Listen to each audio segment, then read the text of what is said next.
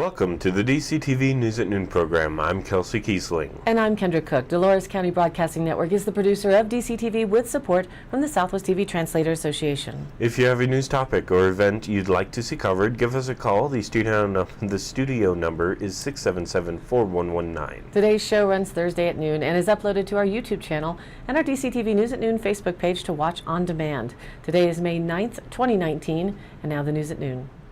Reported by the Cortez Journal, when a gunman burst into his high school classroom, Kendrick Castillo did not hesitate. The 18-year-old immediately charged, pinning the attacker to the wall before Castillo was fatally shot, protecting classmates, witnesses said.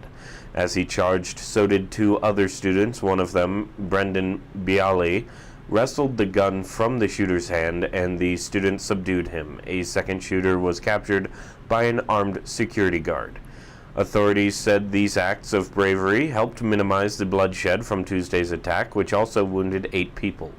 The attackers were identified by law enforcement officials as 18-year-old Devin Erickson and a 16-year-old who prosecutors identified as Maya McKinney, but whose attorney said uses male pronouns and the name Alec. The two allegedly walked into the STEM school Highlands Ranch through an entrance without metal detectors and opened fire in the 2 classrooms because the attack happened only miles from Columbine High School and just weeks after the shooting's 20th anniversary. Questions quickly arose about whether it was inspired by the 1999 massacre, but investigators offered no immediate motive. The 64th Annual Pick and Hoe Grand Marshal has been selected for 2019. Photo, Jeremy Lawrence. Announced in the Dove Creek Press on Wednesday, the 2019 64th Annual Dove Creek Pick and Hoe Grand Marshal is Nita Perkett. Nita Perkett is well known in Dove Creek for having dedicated many years to the development of our Senior Services Division. She led the building of the Pioneer Center that opened in 2017 and subsequently, after years of devotion, retired this past fall. The annual 4th of July parade is being coordinated by local volunteer Jeremy Lawrence. He and his team selected the Grand Marshal from many worthy candidates that no doubt will be celebrated in years to follow. Thank you all for your participation. Once again, we will be starting the lineup at the Dove Creek Airport east of town. The Dove Creek Chamber invites all types of patriotic entries for the Independence Day celebration, from classic cars and trucks to farm and ranch equipment, horses and animal-powered or bicycle and ATV UTVs. Decorate or design a themed float with plenty of red, white, and blue, business promotions, team spirit, class reunions, or just for fun. There will be an award for the best entry. The parade will end at Weber Park, where the celebration continues all day. We are also looking forward to rallying for a fun-filled parade, bringing it together, which is the theme for this year. If you'd like to enter the parade, contact Jeremy to be included in the lineup and be eligible for the grand prize. Jeremy Lawrence can be reached at 970-394-4224 or email him at docsarjl@gmail.com. Reported by the Durango Herald, a local immigration advocate, a semi-local immigration advocate, may be extradited to Georgia on federal charges related to a violation of probation for possession of marijuana and intent to distribute from years ago. Enrique Perez Orozco is scheduled to appear at 8 a.m. Friday in La Plata County Combined Courts to be advised on charges of fleeing from justice. He was arrested Sunday morning at Smithfield at Fort Lewis College and is being held without bail at the La Plata County Jail, said Lieutenant Gary Baudriot. His charges originate from Savannah County, Georgia, where he has been arrested at least twice, once in 2013 by Savannah Police Department and again in 2015 by a joint law enforcement task force called the Chatham-Savannah Narcotics Team, according to the Savannah County Sheriff's Office. In the 2015 case, Perez Orozco was arrested for possessing 8 pounds of high-grade marijuana, several ounces of marijuana hash oil, and nearly $900 in cash, according to the Savannah Morning News. Perez Orozco was on probation for drug-related charges in Georgia, but allegedly violated his probation on suspicion of conspiracy, possession of drug paraphernalia, and distribution of certain drug precursors in Waubonsie County, Kansas, Baudriot said. Reported in the Durango Herald, file photo. This morning's commute on US Highway 550 south of Durango became snarled Thursday morning with a school bus versus vehicle crash. 4 children were on the bus, but none were injured, said Captain Adrian Driscoll with the Colorado State Patrol. The crash occurred about 7:30 a.m. south of Farmington Hill. Traffic on Highway 550 was reduced to alternating lanes, Driscoll said. The crash scene was expected to be cleared by 8:20 or 8:30 a.m. He did not have a specific description of the crash, but said it appears to be a rear-end crash. A blue sedan had severe front-end damage. Julie Pop, spokesperson for the Durango School District 9R, confirmed it was one of 9R buses. She said the bus was rear-ended. All students were checked by paramedics and none reported any injuries. Another bus was dispatched to the scene that took the children to school. They were expected to be about 30 minutes late, Pop said. She characterized it as a, quote, minor accident for the bus. And this is a developing story. If you check back online at DurangoHerald.com, you might find some more updates. From the Durango Herald, a Denver-based energy company is offering a handful of Ignacio area residents $5,000 to forego their protections under La Plata County's oil and gas regulations as the company seeks to drill a new injection well. The proposed deal has residents around the would-be injection well site split between those who want to take the money and allow the company full access and those who fear their voices will be silenced with concerns about water and traffic. Rusty Kelly, Senior Vice President for Catamount Energy Partners LLC, did not return multiple emails and phone calls this week and last week seeking comment for this story. A copy of a letter obtained by the Durango Herald asks residents to sign a waiver that waives the benefits of La Plata County oil and gas regulations and any objections he may have in connection with the proposed injection well in exchange for a payment of $5,000. An injection well sends produced water, a term used in the oil and gas industry that refers to the water brought to the surface during oil and gas drilling operations to allow gas to release from the coal seams. The chemical makeup of produced water varies depending on its location. It has been known to contain high levels of brine and salt, as well as hydrocarbons, such as methane and benzene, that can lead to negative environmental and health impacts. It appears the waiver was sent to at least 7 property owners within a 1,300-foot radius of the proposed injection well site at 5301 County Road 334, about 7 miles northeast of Ignacio. And now, let's take a look at the weather.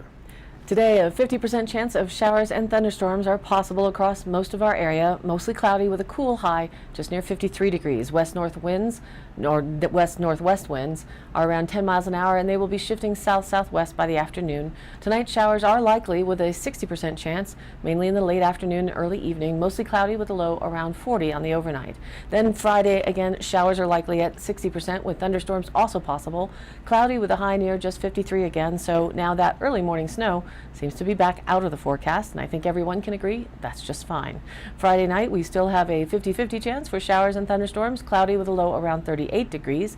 And into the weekend, Saturday, a 40% chance of showers remains in the forecast throughout the day and a high around 59 degrees. Saturday night, it drops off to just a slight chance for showers and thunderstorms, mostly cloudy with a low around 40. And Sunday, again, a slight chance of showers becoming partly sunny with a high near 62. Sunday night holds on to that slight chance of showers and thunderstorms, mostly cloudy with a low around 40. And now into the work week, Monday, another day with a slight chance of showers and thunderstorms in the afternoon, but mostly sunny, and it should start our warming trend for the next week with a high near 65 degrees. Monday night, a slight chance of showers and thunderstorms, mostly cloudy with a low around 41. And Tuesday could see a chance of showers, but mostly sunny with a high near 67. And Tuesday night, mostly cloudy with a low around 44. And now, back to the news. According to the Cortez Journal, a Black Hawk helicopter touched down at Luis Arreola Elementary School Tuesday afternoon as part of an annual anti-drug campaign. Members of the Colorado National Guard, some of whom flew in via helicopter, gathered at the elementary school along US Highway 491 to speak to students about the importance of making good choices and of the destructive nature of drugs and alcohol. I think the message is fantastic, said Principal Jim Parr. The helicopter might be the feature that sticks in students' minds, he added, but the experience nevertheless remained memorable for students year after year. Red Ribbon Week is a national campaign started by the National Family Partnership Organization in the 1980s in response to the murder of Enrique Camarena, a U.S. Drug Enforcement Administration agent working in Mexico. The Black Hawk helicopter landing is sponsored by the Colorado National Guard in recognition of Red Ribbon Week, said Jamie Hawkness, principal of Kemper Elementary School. The Montezuma-Cortez School District RE1 has participated in the campaign and helicopter landings for several years. Red Ribbon Week is usually held in October, but the Cortez landings take place during spring. The National Guard members flew in from Buckley Air Force Base in Aurora. From the Journal, Montezuma County Commissioners are urging a telecommunication company to consider another location for a tower planned in a commercial and residential neighborhood just south of Cortez. AT&T is seeking approval for a 100-foot tower on private land off County Road 24.3 in a commercial industrial area that also includes residences. The County Planning and Zoning Department approved the project, but commissioners are hoping a different location can be found. They offered space at the nearby county landfill as an alternative. Quote, "I'd like to see it go back to the engineer and see if it can be relocated away from that area of concentrated public if possible," said Commissioner Jim Candelaria. Planning and Zoning said the project's location at Road 24.3 complied with the land use code and setbacks and would be in a commercial industrial zone. The project has approval from the Federal Communications Commission, FCC, and the FAA, Federal Aviation Administration. But some neighbors have objected, claiming the structure would hurt property values, and they had concerns about potential health impacts from radio frequency radiation. The tower's location in the landing pattern for the nearby Cortez Municipal Airport is also a concern of neighbors and a planning board member. The FAA required the tower to be lowered from its original 150-foot height to just 100 feet because of its proximity to the airport. They decided that no hazard light would be on the tower because it could be confused with nearby runway lights. Quote, "At the landfill, there are no neighbors, and the tower could be as high as you want," said Commissioner Laridon Sukla. AT&T will be locating wireless services on the tower as part of the FirstNet project designed to improve wireless communications for first responders, said Shelley Neese, Director of Programming and Development for Horizon Tower, presenting on behalf of AT&T. AT&T won the contract and in exchange can locate its wireless network services on the tower, but FirstNet emergency services will take precedence. Its priority is public safety, and it will also provide competitive wireless service to the local community, Neese said. She said its location at Road 24.3 was based on an engineering study, coverage objective, meeting local regulations, and access to power. The engineer will be contacted regarding the county request to study whether there is another feasible location, Neese said. As part of the telecommunications project, another tower is being considered for construction on the east side of Cortez near the current radio towers and Southwest TV Translator Association's offices. The metal structure affixed with telecommunication equipment would be located near 5 businesses, and homes are in the general area as well. It meets the 100-foot setback from structures requirement. During the planning board hearing, Planning Commissioner member Kelly Belt said the board had heard concerns from neighbors about the tower, including about the potential health impacts from the electronic equipment. Neese responded that radio frequency levels on towers are strictly regulated by the FCC to protect human health, and that the tower operates far below the maximum allowable levels. The tower would not have 5G technology. She added that under the 1996 Telecommunications Act, it is prohibited for local governments to consider health issues on the location of a telecommunication facility because it has been determined by federal regulators that it is a non-issue. Jim Young, who owns Cortez Mini Storage near the proposed tower, said he would like to see the plan denied because of its poor location near the airport and concerns about health impacts. The regulators are from a separate state. We have to make decisions on what is good for our community, Young said. Neese responded that telecommunication towers have been heavily studied for health impacts and have been determined to be safe by the FCC. The hearing on the project with information on any potential new locations was continued to 2 p.m. on May 28th. From the Durango Herald, joy radiated from performers as they played the hit song Best Day of My Life in a class focused on encouraging musical expression among adults with a range of disabilities. The Shining Stars music and dance class, offered by Stillwater Music, a Durango nonprofit, teaches music and dance skills to adults with disabilities such as cerebral palsy and Down syndrome. One of the instructors, Bailey Barnes, was inspired to start the Durango group 3 years ago after working with a similar group in northern Colorado. She wanted to ensure adults in Durango with disabilities had a chance to be celebrated and applauded, she said. Shining Star student Brian Schaefer, age 35, who has Down syndrome, said he loves dancing, and in particular he likes freezing or holding still in the middle of improvisational dance. One of his instructors, Gabrielle Dugan, a music therapist, said stillness is an important part of the classes she teaches. Dugan's expertise in music therapy helped make the adult music classes possible. She uses a color-coded system that eliminates the need for students to read music. Instead, a conductor holds up a colored sign and students strike the corresponding color on their pianos, xylophones, and marimbas, she said. Following up on a story from earlier in the week, Denver voters did decriminalize magic mushrooms, as reported in the Journal with photo by Richard Vogel, AP. Voters narrowly made Denver the first U.S. city to decriminalize psilocybin, the psychoactive ingredient in magic mushrooms. Decriminalization led by a slim 51%, according to preliminary figures on Tuesday's election released by Denver's election division. As many as 1,300 votes still remain to be counted, but that figure was not enough to swing the vote the other way, division spokesperson Alton Dillard said. Final election results will be released on May 16th, he said. I think today's outcome really demonstrates that the conversation is going to continue and the world is ready for it, said Cindy Sovine, chief political strategist for the campaign to decriminalize the drug. Psychedelics are already here. Now we can start to have the conversation about using them mindfully, she said. Organizers turned to the same strategy that marijuana activists used to decriminalize pot possession in the city in 2005. That move was followed by statewide legalization in 2012. A number of other states have since broadly allowed marijuana sales and use by adults. Organizers say their only goal is the mushroom measure is to keep people out of jail in Denver for using or possessing the drug to cope with depression, anxiety, post-traumatic stress, and other conditions. We're not talking about legalization, we're talking about not putting people in jail, Sovine said. The initiative effectively decriminalizes use or possession of psilocybin by people 21 and older, making it the lowest enforcement priority for police and prosecutors. It does not legalize psilocybin or permit its sale by cannabis businesses. Psilocybin has been federally outlawed since the 1960s, when it was widely known as a recreational drug. The ban stymied medical research, but small studies in recent years have found the substance had positive effects on anxiety and depression for cancer patients.